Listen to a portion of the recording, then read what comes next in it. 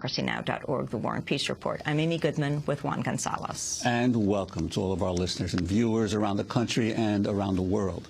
President Obama is heading to Louisiana today on his second trip to the region since the Deepwater Horizon oil rig exploded on April 20th. On Thursday, President Obama held an hour-long news conference defending his administration's handling of the disaster.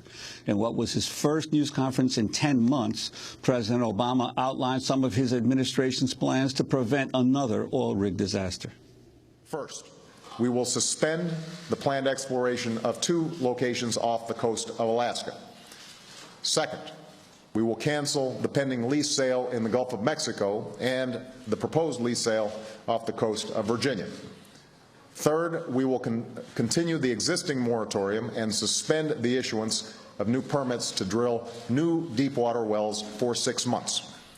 And 4, we will suspend action on 33 deepwater exploratory wells currently being drilled in the Gulf of Mexico. Many environmental and watchdog groups are saying the administration's moratorium doesn't go far enough. On Thursday, the Center for Biological Diversity filed a lawsuit against Interior Secretary Ken Salazar and the Minerals Management Service to halt 49 offshore drilling plans in the Gulf of Mexico that were approved without full environmental review. Meanwhile, the group Food and Water Watch is leading an effort to shut down the Atlantis, another BP oil rig in the Gulf.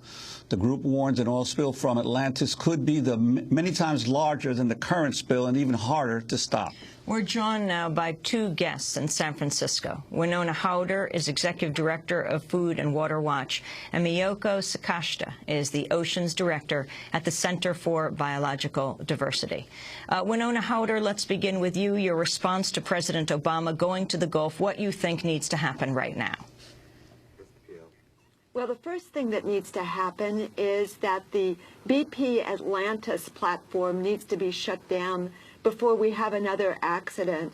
For the last year, we've been trying to get MMS to act on this, and we now believe that it's President Obama who needs to take action in shutting down this very dangerous platform. We filed suit last week against MMS, demanding that the platform be shut down. And we're asking people to go to the website spillthetruth.org and ask President Obama to shut it down immediately. Just 1 minute on this issue of Atlantis. I don't think most people realize that these deep-sea oil drilling sites are continuing now as they talk about moratoriums and the closings of shutting down of these in the Gulf of Mexico. Winona Howder, where is the Atlantis deep-sea oil drilling rig? The Atlantis is 150 miles offshore from New Orleans, and it's 7,000 feet deep. So it's much deeper than the horizon, and none of the safety documentation has been verified. So we're very concerned that there could be an accident at any time. And in terms of this particular platform's importance to the general Gulf oil production, how big is it, and why is there such a resistance to looking at it? Well, it produces 8.4 million gallons of oil every day, and so if there were to be a spill, it would be it could be 5 times larger than the Horizon spill within 5 days. And the thing is that we have a lot of evidence about what's going on with BP Atlantis because of a whistleblower, but we suspect that this is the case with all of the deepwater platforms. And it's one of the reasons that we're calling on President Obama to also order an independent investigation of the safety documentation for all deepwater platforms, and to also, we believe that there needs to be a new agency created to actually regulate the deepwater platforms and the oil industry, because MMS, even as it is broken up with its entrenched staff, is not likely to do a better job. So what does it mean when President Obama, in the statement we ran of Obama's just a minute ago, when he says And 4, we will suspend action on 33 deepwater exploratory wells currently being drilled in the Gulf of Mexico. We will continue the existing moratorium as well. Well, what that means is that they're talking about wells that will be drilled. They're not talking about the existing platforms.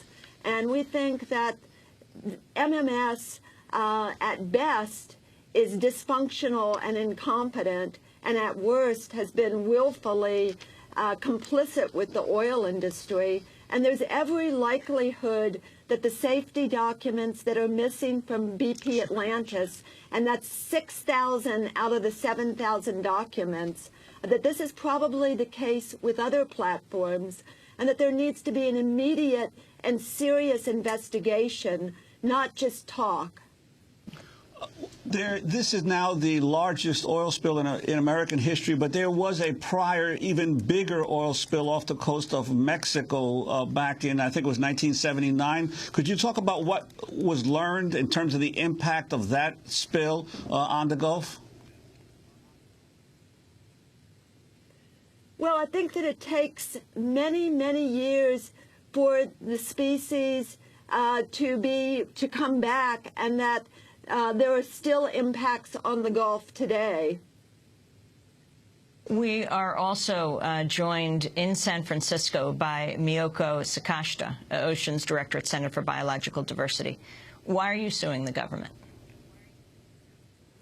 We're suing the government because they've continued. The problem with the oil spill that we have at BP actually started much sooner than the April 20th explosion. And it goes back to when the Minerals Management Service has been evading environmental review of all of these projects before they go forward with drilling. So our lawsuit challenges 49 of these exploration plans and drilling plans that have actually gone forward and are moving forward without doing any sort of environmental review. And this is actually a problem that's been pervasive throughout the Gulf of Mexico oil and gas drilling. And it's essentially, we have an agency that oversees it here, headed by Ken Salazar, that has somehow made the Gulf of Mexico a real lawless zone, where the